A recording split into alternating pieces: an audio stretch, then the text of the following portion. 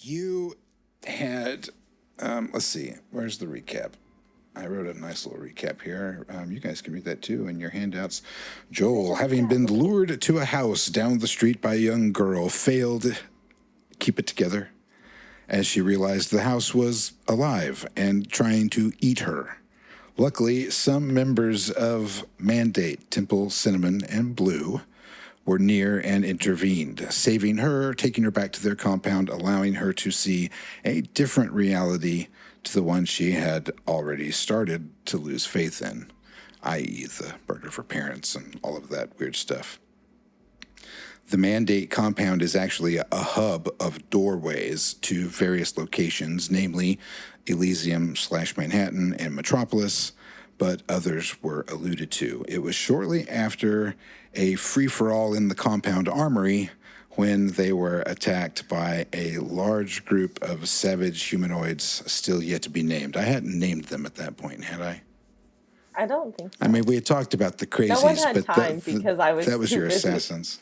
Yeah. They didn't have time because I was too busy looting their place and grabbing all of the things that I wanted. And I told you were either going to grab a sword or a battle axe. What was it that you decided on? Oh, it was the battle axe, wasn't it? It was a big old battle axe. Right. On top of the arsenal other weaponry.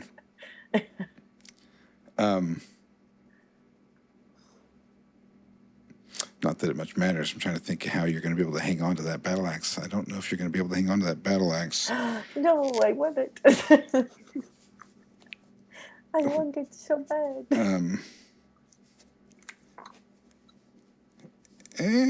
Something might happen. We'll see how it goes. Because you're in, it's the depending on the doors and whatnot that you've got going on there in the compound, because that's your hint, right? What the compound is. She's actually in Metropolis right now on the outside of the compound in this battle from her sniper position. And you did pop somebody in battle, saved yourself from the soul, realized that once you kill these people, they get some sort of backup attack, and their soul then tries to take over your body. That's very scary. Because they're rather pissed off that you killed their first one. Apparently Blythe is tickled by this. There's a mummy man, there's a big man, there's a little elf girl running around, like shit happened. Yes. So the whole place is being swarmed.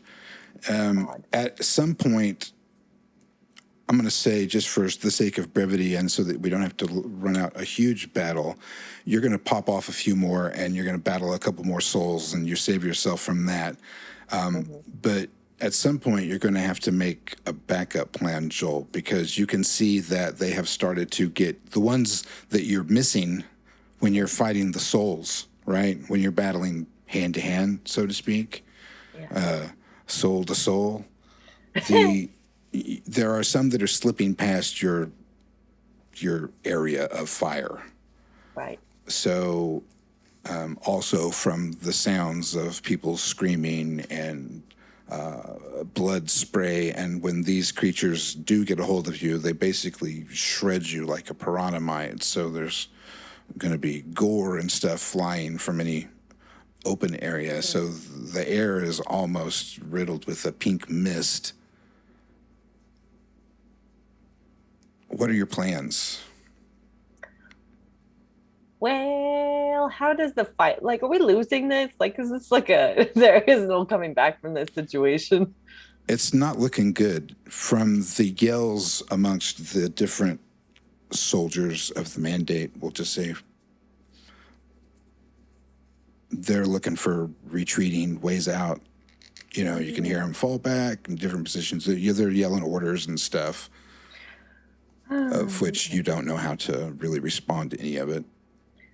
Probably would just look for a back door out of the house. Girl. I'd look for a back door out of the house. That's definitely probably not riddled with people or paying attention to me. And I would just kind of slip out a back door and see if there was a way. Aha, there's the mappy map, so I can see what's happening. I think we plan on being here, and you were actually on top of it, Yeah. the flat roof, something to that effect. I But was you laying in the can. bedroom I woke up Oh, in the that's window. right. Yeah, you did. I was You were on the shooting. bed. You were on the first floor shooting from the window. Yeah, So you I would didn't just go up to the roof. nope, I would just totally do it right off the bed and I would go back through the little dining room, war room, if you will, with the big old maps that I really liked. I'd probably swipe a handful off of the table and I would just doodly do right out the window. I literally would have to like bust out a window if I had to and just and retreat down the street a little bit so I could get away. Busting through the window. What do you have on you? Well, let's see. I have a rifle. There's a battle axe. There's handguns. I have a knife. I have So a you've got backpack full of shit. you got your Remember, big I stocked up, bitch. you got your backpack full of stuff, and your battle axe in one hand, your rifle in the other, or you can put it over a sling. You can sling that over your back, I suppose. Yeah. Okay. Yeah, no rocket launchers or anything like that. No, I'm pretty practical. There is a grenade or two probably shoved in the backpack though, just for shits and giggles. Ooh, that looks fun. Sticks it in bag.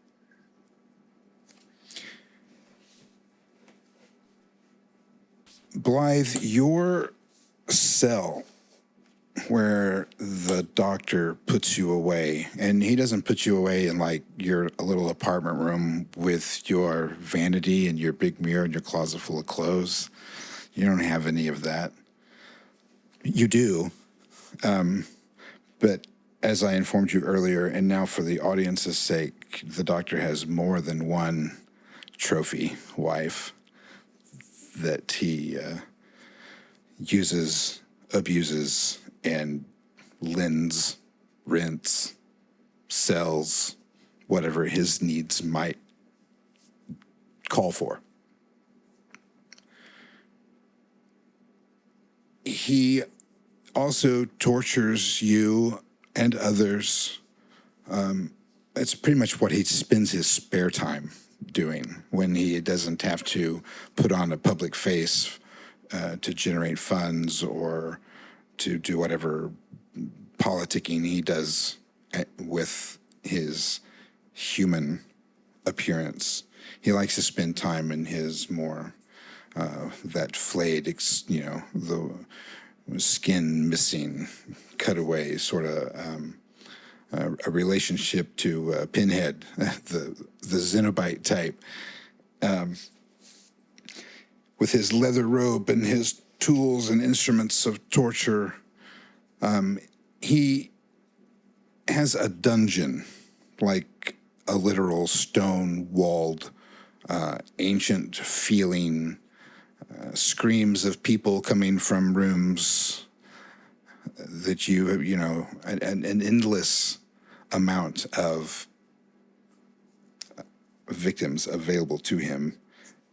But he does have some that he prefers. His little angels, I think he calls them. And it is in this area as to where your cells are. So you are literally in a dungeon, stone room, blankets. It's not straw, it's not the medieval times, but it might as well be because there's no toiletries per se. There is a trickling fountain built into the wall that has just this very slow running fresh water that trickles and kind of collects in a very tiny little stone basin that's built into the wall. And then that runs into a drain in the middle of the floor. So everything's kind of always a little bit wet in here, and in every room it has this. But there's no toilet, so it has to go in the drain in the middle of the floor. And then whatever water is running down will wash it away. But it's Yuck. not. There's no forceful flush to this. So there is, however, a barred window, and it has a thick glass. You think it's glass. It's not. You can't see through it, but it's not completely opaque. It's like it's just a off-white kind of milky glass, old and not well done. But it's through and through. It's nothing that's on the glass that can be wiped off. It's in the glass. It's just a way of. It's like a stained glass. It's just done so that you can't see anything outside from this place. There are bars that cover this to prevent your escape. And just out of curiosity, I'm going to let you be. He'll let you, just because it's his own twisted sensibilities, he lets you keep your street clothes on. He doesn't put you in your burlap sack when he puts you in the dungeon. So for the audience, and because it's been so long since we've seen Blythe, and since we're starting over, why don't you describe yourself to the audience? And besides that, somebody's going to come crashing through your window pretty soon. And you're going to have to describe yourself to them too. So, Okay. But before I shock you with that, we'll do the description. Yeah. So Blythe is very small. She's childlike. She has round, rosy cheeks, a pointed chin. Her eyes are big, haunted. She has green eyes, but they're like dead. They're blank. They have no life in them. The green of new moss. Of new moss. Her lips are full and pouty. She's beautiful, but it's the type of beautiful that you're not supposed to be attracted to. She is 16. Wow, I remembered her younger. She's 16. I would say in her street clothes, she's probably wearing just a very simple black dress. It's short above her knees. And she's probably wearing some dark colored stockings. Her shoes in a corner of her cell. Her hair, she has straight across bangs, a short bobbed haircut. Her hair is dark brown, almost black.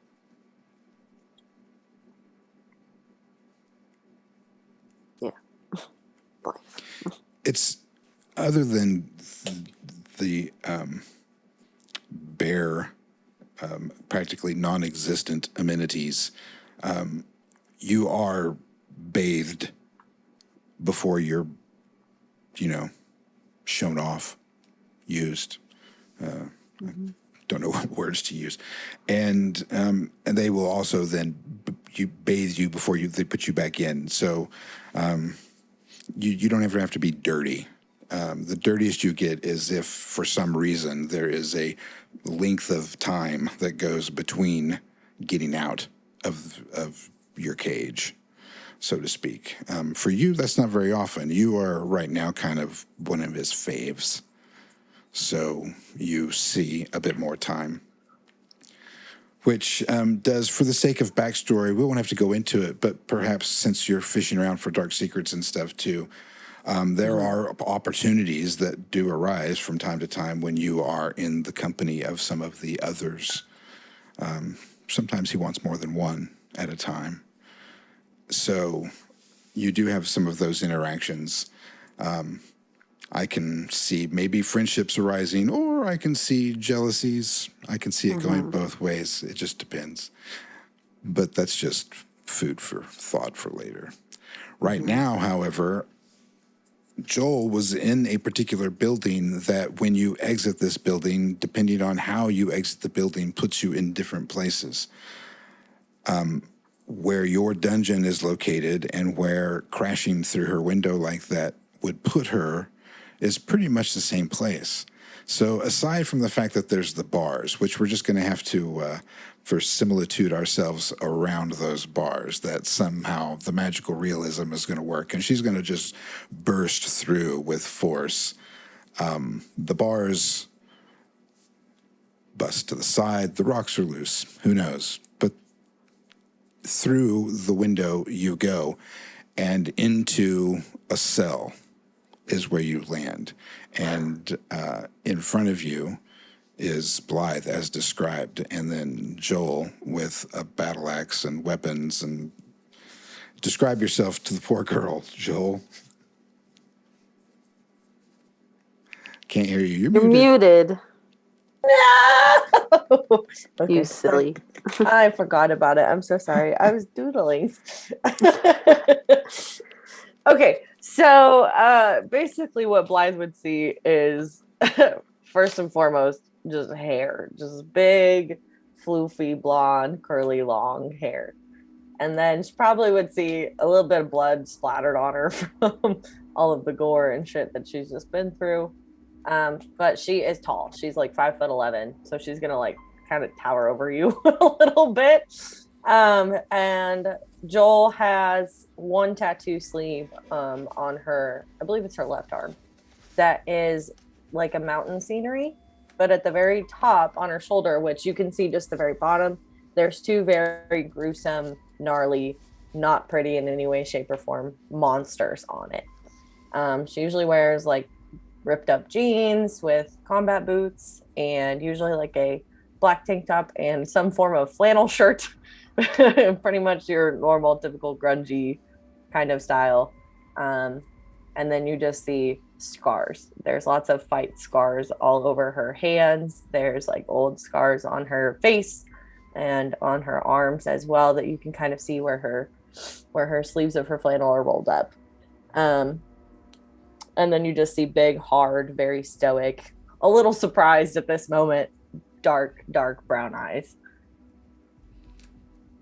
And obviously, arsenal of weapons with an axe in one hand. God. And just blinking at you and like looking around in a little bit of shock.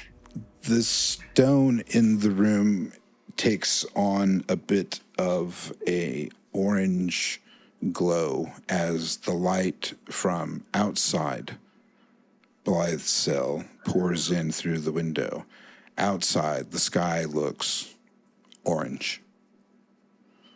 You don't see any buildings, but the window's kind of tall. In order to climb out of the window, you're going to have to like heave yourself back up.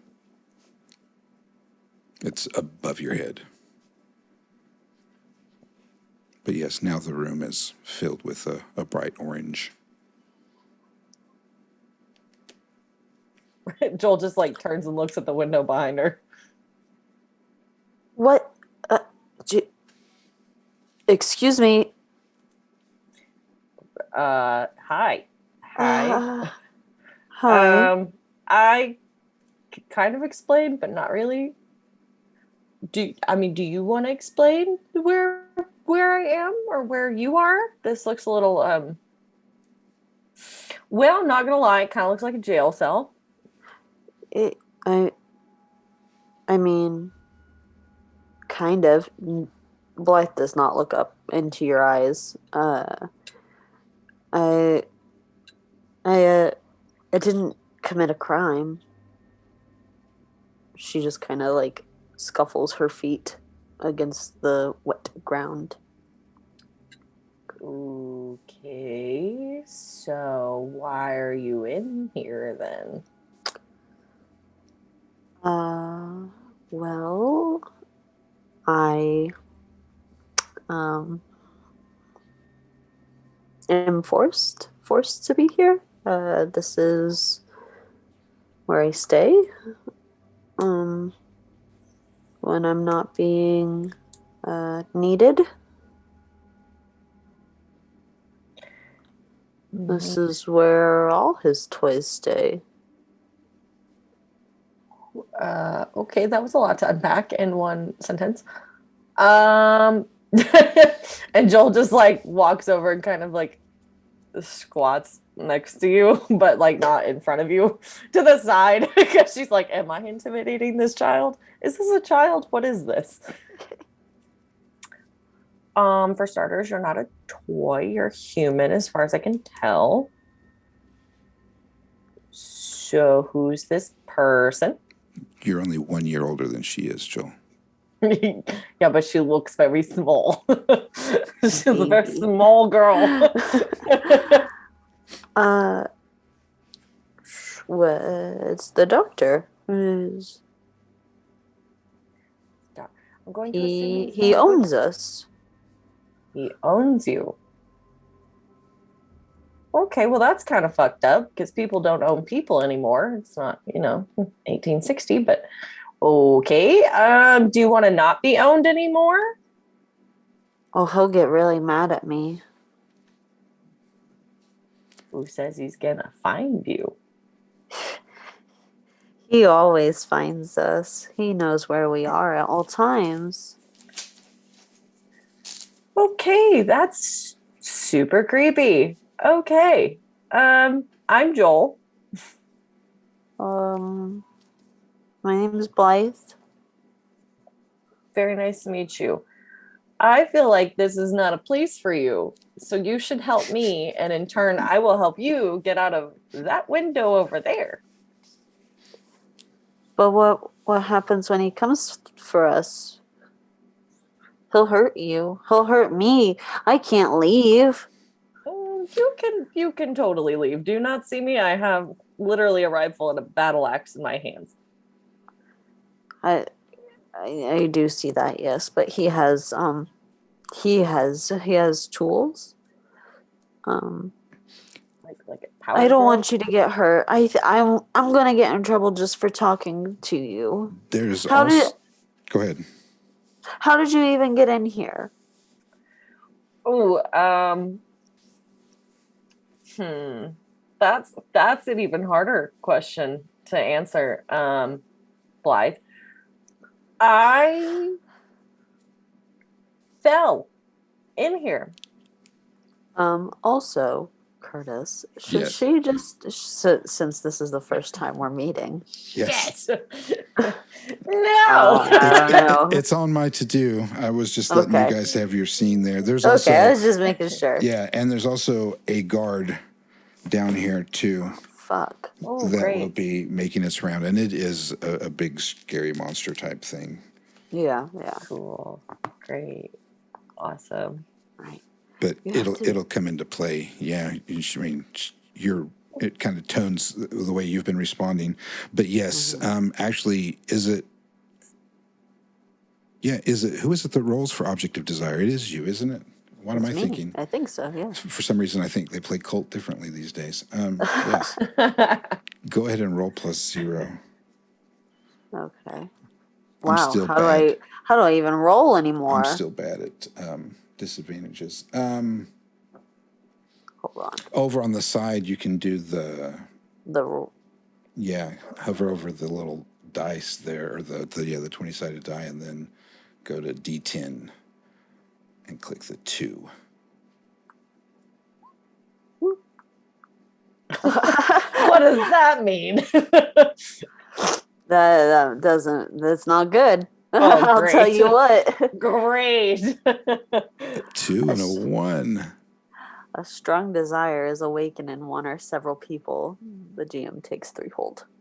Oh my God. Chris, no. I'm so sorry. Oh no. It's all right. Pity me.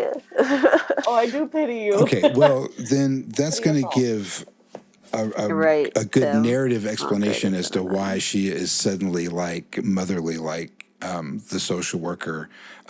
This is an abusive situation. You do not need to be here. And, I also need help getting out of this window. yeah, but You could you're 5'11". You could probably like just hoist yourself up. And really, Joel, at this point, even if she could or couldn't help you, you're still going to do this, right? I mean, that's still going to be your mission. Yeah. Even if she says, what if she, I mean, even, well, at this point, even if she said don't and fights you, you're going to be taking her over your Nope. shoulder, because you are. Is it possible that you would be like physically attracted to?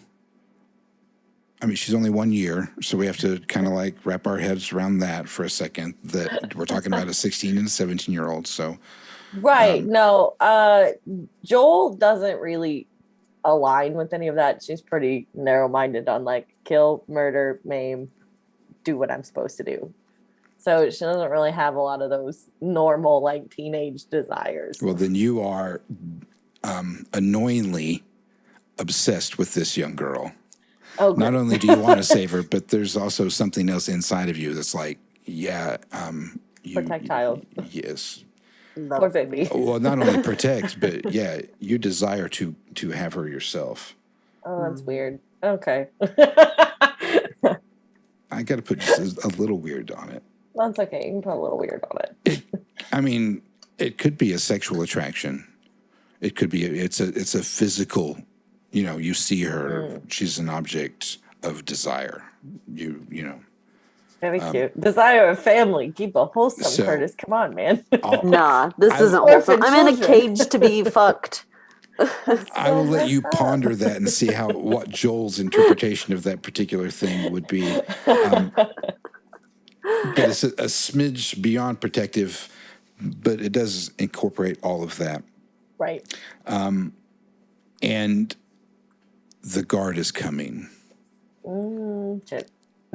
He makes a rather bunch of ruckus when he comes because he also has lots of torturous items on him. But Blythe has seen him, and he's like, have you ever seen King Kong Bundy? Like, you know, like 7 feet tall, sort of pear-shaped, just, 500 pounds of just no neck, all body, sort of, physique, only minus the skin.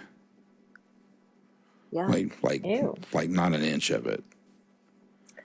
And Gross. so the muscle and the flesh that is exposed has taken on a bit of a patina, right? It's because it's been exposed. So it's like, kind of nasty. Gross. Yeah. And broken, rotten, fragmented teeth, just a snaggletooth. Looks like he chews on old locks in his spare time. Maybe a spare tire for change. And other than just chains with tools attached to them, there's no, leather clothes or anything like that. He's pretty much just like a naked. But you don't have to, he's a eunuch. There's nothing down there. The Ken doll. Oh. He just Kendallin. Yeah. In this particular plethora of people, that's usually the first thing to go. Great. Yeah. Great. Perfect. They like taking that one off first. So Wait, they don't need it. the pressure is on.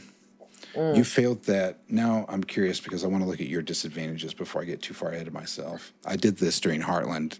People had to remind me, I have a disadvantage. Yes. Oh, yes, I forget about those. I get so excited.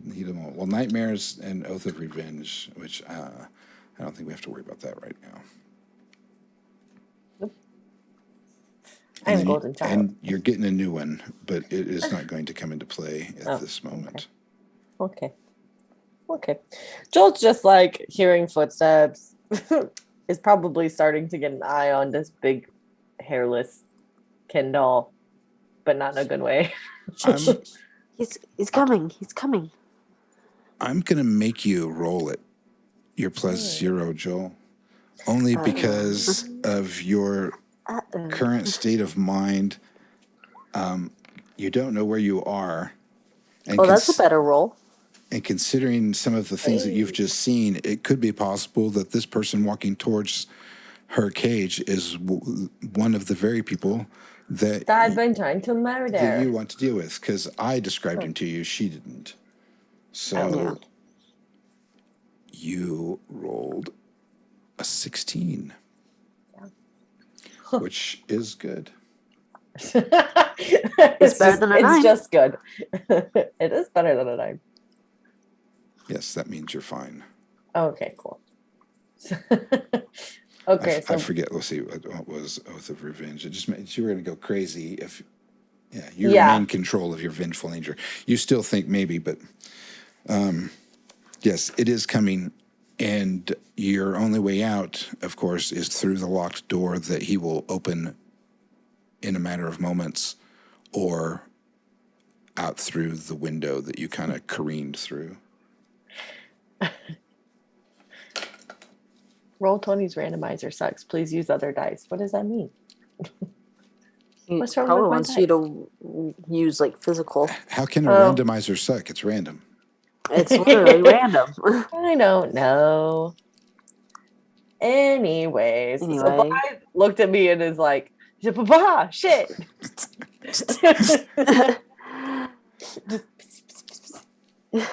You need to be quiet. He's coming. He's coming. That's great. We need to get out that window now, like through the window. No, Yes. we can't go. Yes. We I can't will force go. you through that goddamn window. Let's go. No, Now. because he's gonna get mad at me, and then he's gonna kill you, and then he's gonna make me watch. I literally will throw you out that goddamn window unless you go now. I mean, you probably could. You're so much bigger than me. But please don't. Oh my god. Okay, come on. And Joel just walks over and like does the squat with the hands and is like gonna hoist you up. She is just thrashing. Oh, she's just pointing wildly as I'm doing this. Yeah, I'm flailing. I got Stockholm syndrome like a motherfucker. You see Joel just like stare at you and then just do one of these.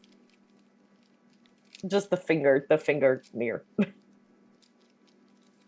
Oh my god, really? Really? No, just play cool. Maybe we can like talk ourselves out of the situation. You know, he'll come over and then we'll explain the whole, and we'll explain you, and maybe you can be a new toy if you just. Oh no! Just gotta keep your mouth shut. Use your intimidating move. That's exactly what I just pulled up. I was or you can influence another. You can also roll to do that. Intimidating is a bit more forceful, but I think it's always forceful. Oh yeah. I'm gonna go ahead and use intimidating. See if I can scare poor Krista into the submission. I'm already there.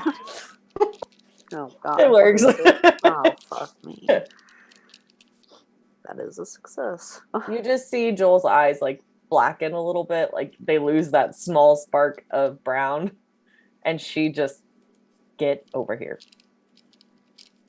Blythe does. It was the demanding tone that got to her. Her conditioning has made her respond to your dominant tone. The guard also gives a bit of some sort of verbal indication that something is amiss. It senses something, gives out a kind of a yell, and then its pace pickens up, but he's slow to begin with. So the trotting comes. You're going to hoist her up through there, try to climb up through this window somehow. Yep. I allow it, I guess. Just up through the window, please. Thank you. Just do a little dive. Why don't you I weigh 90 pounds. Like, oh yeah, that's probably the battle axe weighs at least half that. Yeah. Big ol' bent. But I'm assuming Joel works out. That's kind of her whole gimmick. So Yeah. Yeah. I'm giving her the benefit of the doubt. Plus, yeah, that's the way this version of the game is set up. So having you fail this roll is not fun for the game or important to the story. So I'm not going to have you roll. I am going to say that there is some pressure as the guard is coming up on you, but you do get through. Who goes through the window first? Blythe. I shove her ass through first. Are you sure you want to do that? That's fine. Yes. Question mark. I just tossed your ass through a window and I'm coming out after you. You have a lot of trust in me to not just take off running. Well, you can take off running as much as you want. I take off running. Well, hang on a second, because Okay. when you get outside, you realize that you're not in Manhattan. The orange is because the sky does sort of like look in this perpetual sunset, but it is the entirety of the sky is orange. In fact, the outside of this building is orange, and when you look up, it looks like it's about 50 or so stories tall, and you can't see the end of it in one direction. You can see the end of it in the other direction. It's about half a block down the street. The street in front of you is as wide as like a 6-lane freeway. There are more of these just massive, plain walled buildings with, there's doors and very small windows, but they're all smooth, no exterior architectural decorations, just a grid and blocks of buildings if you were to look at it, from a distance, so to speak. You're in Inferno, or at least some urban part of hell. And so these are buildings in hell, a very large street. You can see some denizen person, you can't really tell, hunched over, crossing in the distance. Other than that, it's pretty bleak. Do you tell Joel anything, or do you just stand there and look? Do you need to keep it together? Should I really pile it on? I don't think I need to keep it together. She's like, okay, this is what the world looks like. Cool. Yep. I think I don't know. I know what the doctor shows me, and Soaking it in. Yes, if you go up and out through the front door, you can get back to Manhattan. so we have to go back through the window. That would be the way. Yeah, I mean, you don't know that. That's kind of meta. No. That's why it's a surprise to you, because you think Yeah. outside is New York, but it's not unless you go through the right door. Fuck. Okay. But when you are down in the dungeon is in Inferno. Yeah. I want to. So when you Yeah, maybe I do need to keep. Maybe I do need to keep it together. when you escape at the Blew your dungeon mind. level, yeah, you realize that this isn't natural. The clouds don't look right. They're swirling and active, but chaotic. Yeah. Joel- Accidentally drug you into something. Joel, are you expecting her hand to be coming back through the window or something? No. Honestly, no. All right, well then you are climbing up out of the window, I suppose. Just about the time you start to come out is when you can hear the guard getting to your door and begin the process of unlocking it. But you guys are up and out. There's no way this guy's going to fit through this window. Oh, Yeah. okay. If he could even climb his fat ass up there to get through it. So you don't even have to Huge. worry about that So I part. don't have to worry about it. Okay. We think. We don't know what kind of noise he can make. Hmm. Right? I mean, he may turn on the sirens or something. Who the fuck knows? But, you know, there's that sort of horror. That is the horror that is before you guys, is the fact that you are now in this strange world. The good news is Joel has seen and has been told of places that in the same place can go from one spot to the other, and has now witnessed it because she came from a place that when going out one door was New York, when going out another took her to Metropolis, and now crashing through the window has brought her here. So a solution is possible. You just have to find the door, right? Right.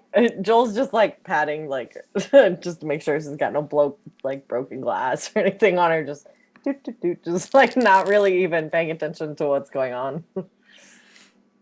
Life is just wide-eyed, looking out at the sky, not saying anything. Maybe she'll drop to her knees. Joel just like looks up after a minute and realizes, like, oh, right, we were doing a thing.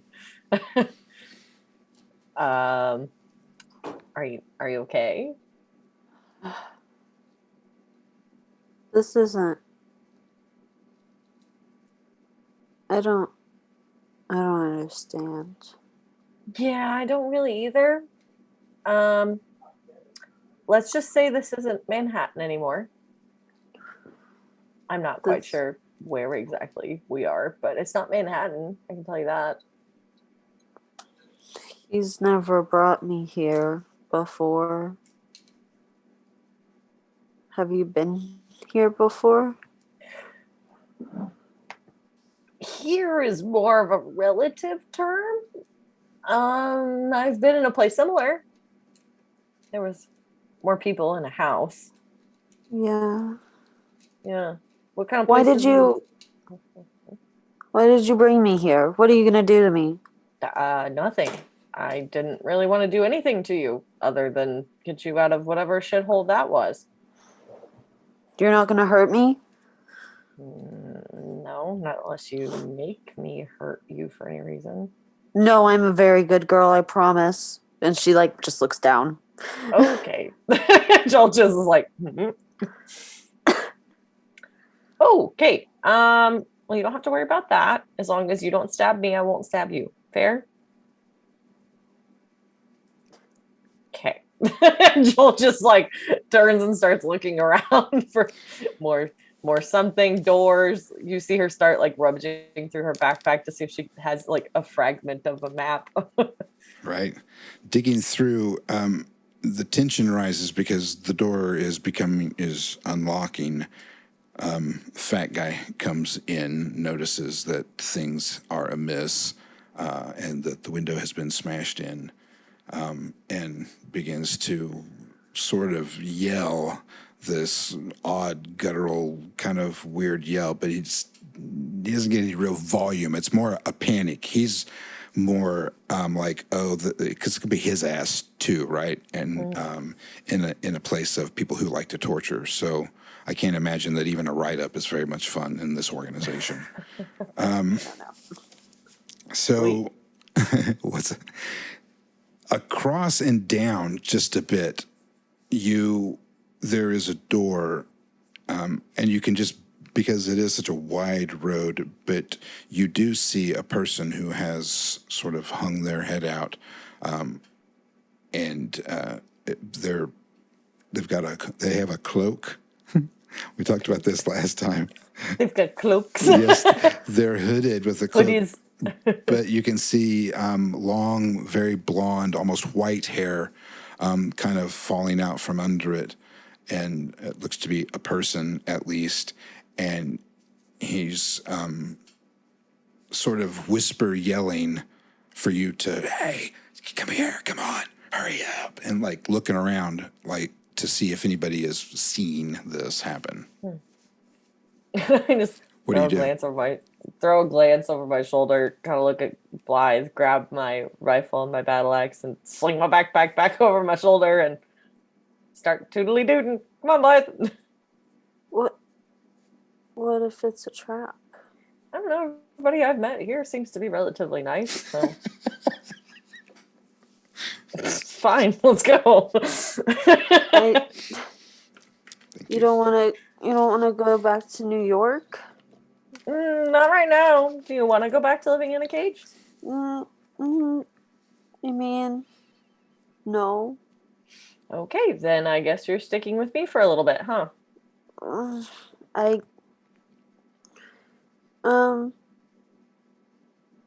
Come on. And Joel's like already like walking across the street. Oh, okay. And she like kind of toddle runs to catch up with her and clings to her arm. Joel's a little taken aback by the physical contact. She doesn't seem like someone who's had a hug in a while. And just kind of is like, okay. And quickly makes our way to the cloaked blonde person. He lets you in, or once you get over there, he's going to invite you into the door, which turns out it's his home. But it's deceiving, as in that this building that you're going into, this door is like massive, right? Just like this one, stories tall, blocks in length before it gets to the next intersection. And it's like giant scale almost, you know what I mean? Except the doors are small and the windows are tiny. But everything else is huge. And when you go in, it's just one room, another door. You hope it's probably like to a bathroom or something, because he just has like a little small sort of like a camp stove thing set up for heat and for cooking on, and blankets lying about. I mean, there's no power or anything like that here. And then another door on the other side, just a plain solid wooden door, no peephole. Damn. It comes up every time, whether you're here or not, Blythe. I'm just gonna let you know. Peepaws! I needed the peephole. It makes me feel more safe. We need peepaws. Peepholes. He brings you in and he's like, "Oh, here. If you need to get warm or have a blanket, have a seat, make yourself at home." And he pulls his hood down, and he's probably a guy in his 20s, hasn't had a haircut in a long time, which is why it's long, just this long blonde hair. You can tell it's kind of a dirty blonde at the roots, but it gets sort of white when it gets down to, just past his shoulders a bit, halfway down his arms, so to speak. He's got nip height hair. Yes. Yeah. And he says, "My name is Thomas. Welcome. How are you?" I hope it's my Tom. I don't. We love Tom. Thanks. I think. No, you don't want to be out on the streets. How did you? Oh, you're obviously a prisoner. What? Mm-hmm. How did you get here? She came through my window. Yeah. Came through the window and then came back out of the window. Interesting. And he goes and starts rifling underneath some blankets and stuff, and pulls out a spiral notebook and like just a big pen that's been like snapped in half. It's got just a little bit of ink left, and so he writes down some in this notebook, and it's just full of notes and drawings and things. So, yeah. What are you writing? Well, that's a new entry. From where did you come from when you landed?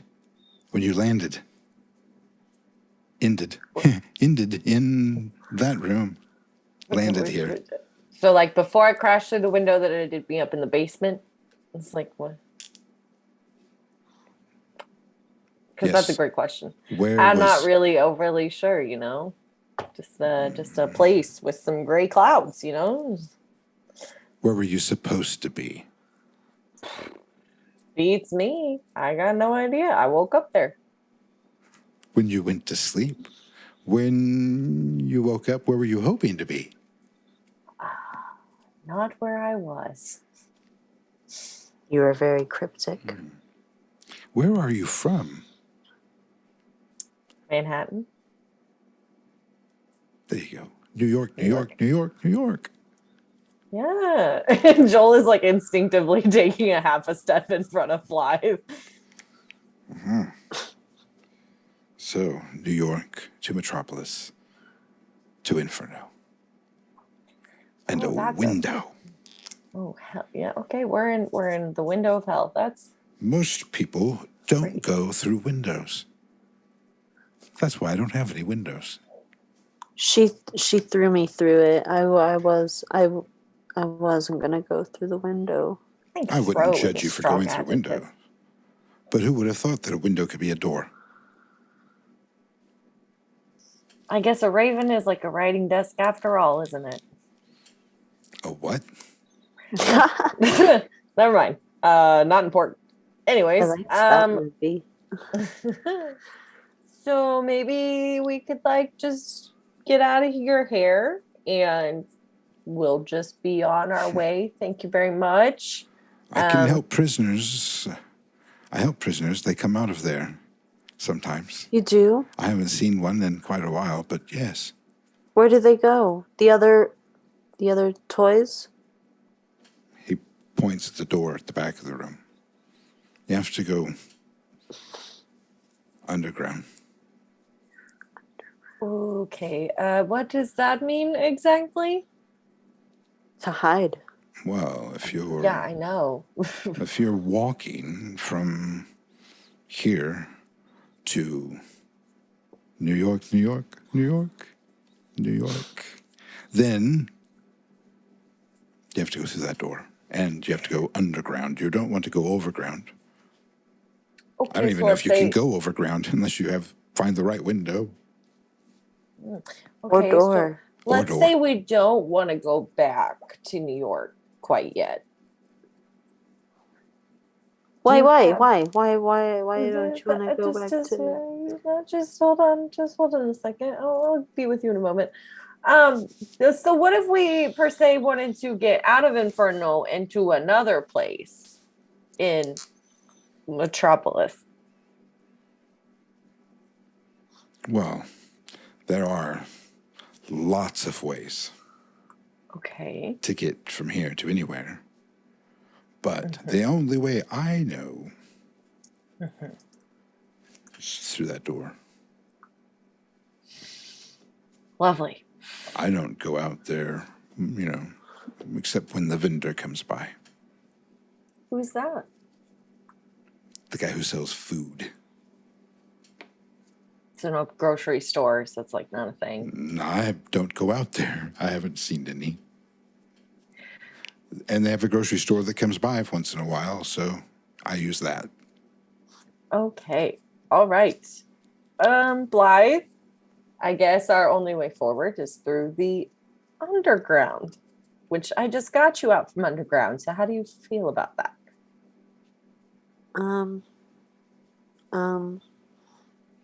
Will the doctor be there?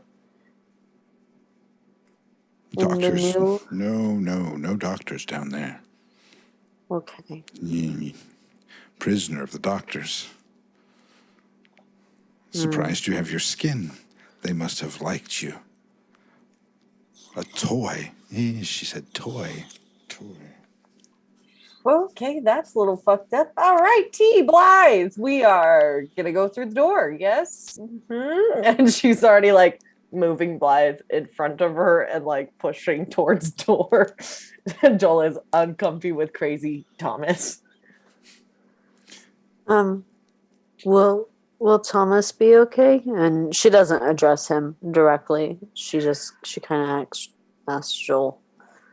I think Thomas is going to be just fine. He's got a grocery store that comes to his door. Doesn't that sound amazing? We don't have those back in New York, and she's still just like boop boop boop boop boop. Yes, and the Toms help the prisoners.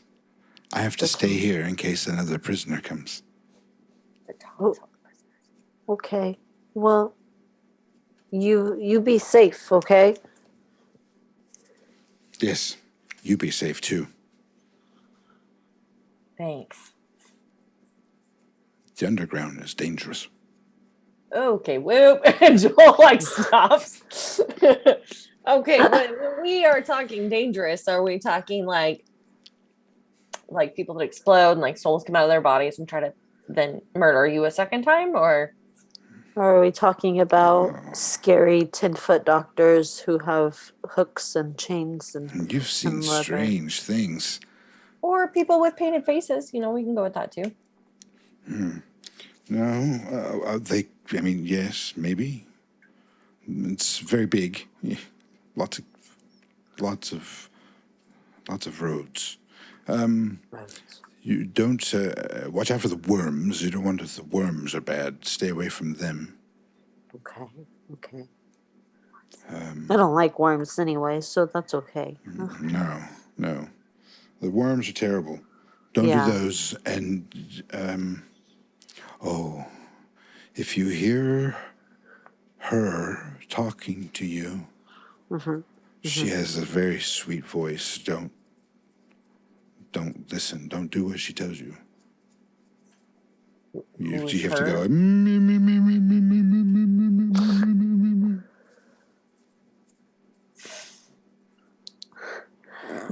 Yeah.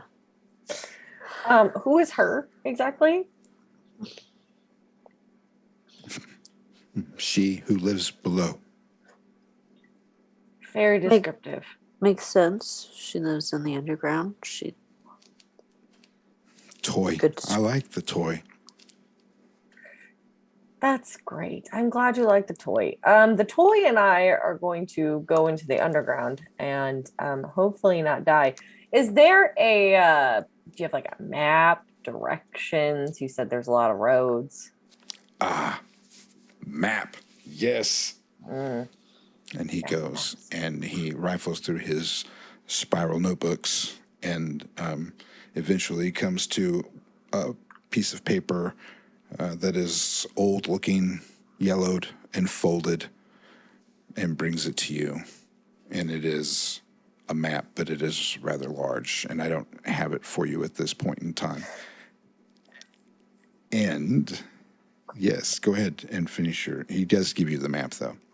Oh, great. Thank you very much. This is very helpful. Is there anything else we need to know about the underground before we go down there? He's going to do you a solid. He gets the map out, opens it up, and it's a map of a cavern complex is what it looks like to you.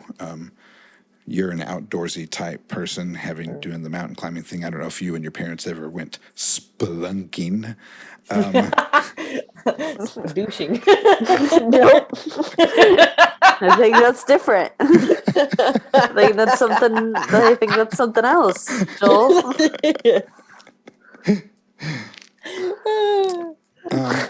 Then you may have run across a map of a cave system in order to keep people from getting lost and dying in caves.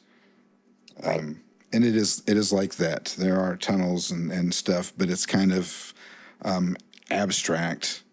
It's old. It's obviously not a map that this person wrote. And he points to a spot on the map and says, "This is where we are. Okay. This is where you'll come out." Okay. And then he points all the way to the very opposite end of the map, like the furthest point away on the map. And he's like, that's the other hole. The other hole. That will get you out of the underground. It will take you upstairs. Okay. And what do we hit when we hit upstairs? Is it New York? What part of New York? Is it Brooklyn, New Jersey, Manhattan, East? Jersey is not New York. Fair point. Good try. Good My job. geography is Wow. bad. Direct all hate mail to at Eric. My bad. He just kind of sits there and nods and like agrees with every word that comes out of his mouth. Like, yeah, oh yeah, yeah. Great. Thank you, Tom. Thomas? Tom? You prefer Tom? Please? You can call me Tom. We'll be friends. Okay, great. Love that. Joel What's is your like, name? oh, Joel. What's your name? My name's Blythe. Blythe. Can we be friends, Blythe? Blythe and Tom. We're friends. Tom is Blythe's friend. That's very cute. Joel is just like rolling up the map. The door opens, and it is his bathroom. It is basically like a closet, only there has been at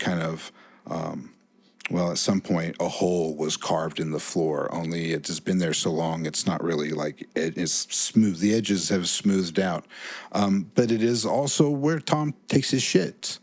So, because he doesn't want to do it in the street and he doesn't want to do it in the room that he lives in, so he does it in the closet with the hole, right? Because that works. So he can just like hang his butt over that hole and plop away. So it does sort of give off a bit of an odor, and there, luckily, it'll be a soft landing. Oh no. Wow. Oh God. We have to land in Tom's shit. As we like to say around here, good night, sweet dreams, and we love you. Good night, sweet dreams. Love you. I love you. And as we like to say, good night, sweet dreams, and we love you. We love you. Good night, sweet dreams. We love you. Goodbye, internet. This isn't actually goodbye. I will scroll on you until I fall asleep later. Bye. Holy fuck, you guys are